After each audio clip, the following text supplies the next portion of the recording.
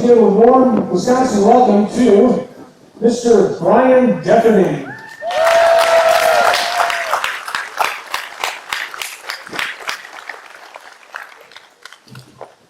Hello all. Can everyone hear me? Yes? All right. I'm Brian Defferding. I'm Vice Chair of the Libertarian Party of Wisconsin, Chair of the Fox Valley Libertarians, and elected Winnebago County Board Supervisor for District 6 in the city of Lena. When I originally got into local politics, it started over a quarrel with the city over the height of a fence I was installing in my yard. But that journey has gone so much further than that, and have affected the county in ways that I have never predicted, and so profoundly. One of the things I learned about local politics is that more often than not, most local politicians run unopposed. There is a person on the county board who passed away last year, and rest in peace. He was on the county board since 1983, since I was 6 years old. Nobody ever ran against him. Right now, we have people on my county board that have been in office for over 10 years, some of them over 14 years.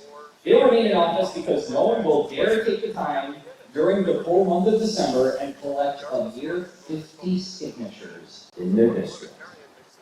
They rely on that. They rely on the fact that as long as they get the signatures, they are earning. They remain in power. They stay on the committees, they write the legislation, and they stay out long enough, they get overconfident and they feel they know exactly what their district thinks. In complete rash arrogance, no less. And I guarantee you they probably only speak with just a few people in their district. And you come to find out who has agendas. Since I got elected in 2018, Winnebago County was looking to possibly expand the jail, the county jail. The sheriff was holding some town halls to discuss building extra pods, and presentations were being made to the county board of supervisors. Then the funds needed to be passed to commission an official study from an architect firm to the tune of $40,000.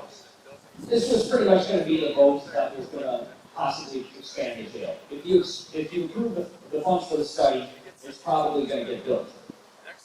After asking some questions, we later learned the company that was commissioned to do the study was also going to be one of the companies that were involved in the bidding pool to build the jail.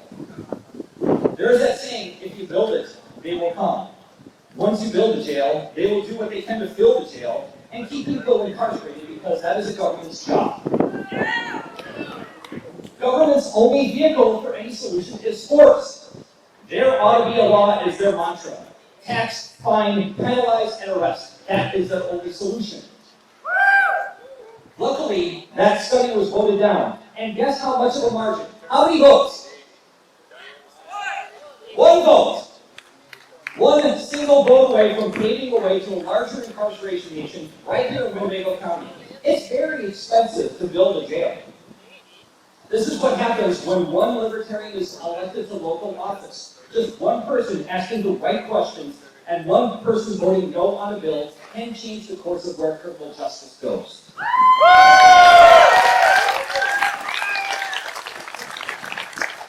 Since that time, I started getting involved in activist groups like prison reform groups, rehabilitation groups, mental health organizations, and sexual assault survivors.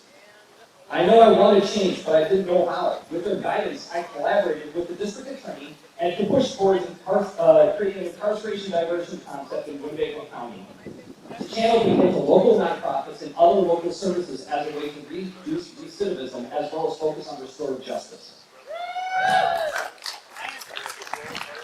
People who complete the program successfully will not get a charge on their record, meaning they can still have economic doors open for them, so that we are not going to be putting them perpetually in a condition to create more poverty.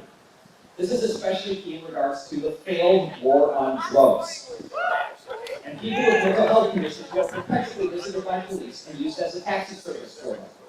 This concept is titled the Winnebago County Connect Program.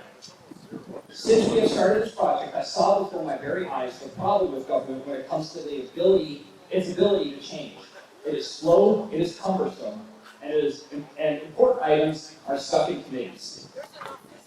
It is now almost August, and we are still waiting on getting the office space available to start this vision. Furthermore, I am also seeing how partisan politics has turned into petty battles over this, bogging down change even more. My goal as Winnebago County Supervisor is to see this through and lessen incarceration locally. Furthermore, on August 4th, I will be introducing an advisory referendum to the county board, putting a question on the ballot. Should cannabis be legalized and treated to a similar substance like alcohol?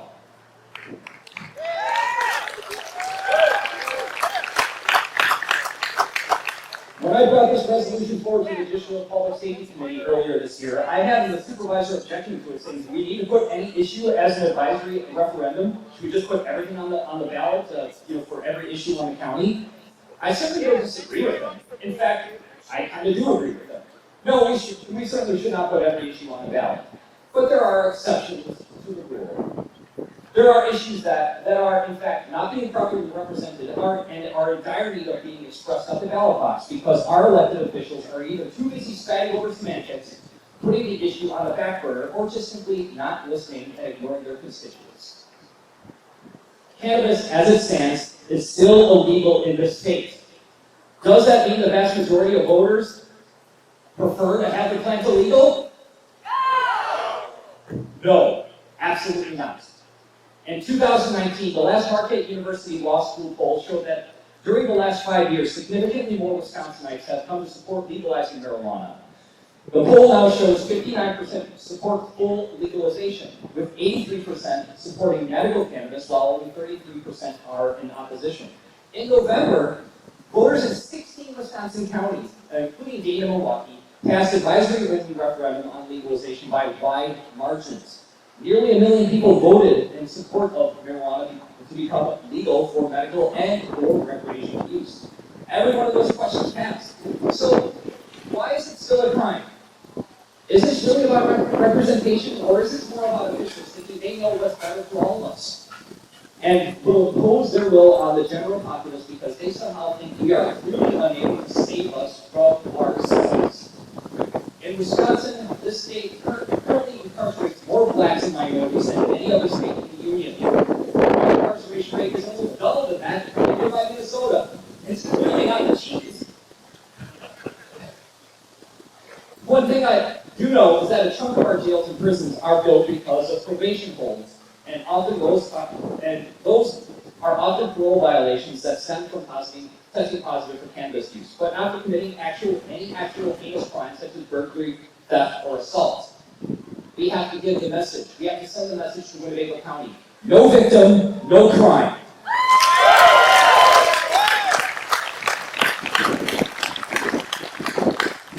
I could go on. Maybe I should.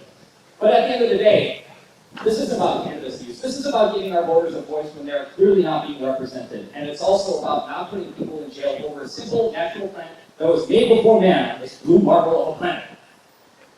I ask you to attend the Winnebago County Board meeting on August 4th at 6 p.m. at the Sunnyview Expo Center. And in public comments part of the meeting, voice your support for giving people a voice on the issue regarding legalizing cannabis in Winnebago County. I'm a fan of thinking globally, acting locally.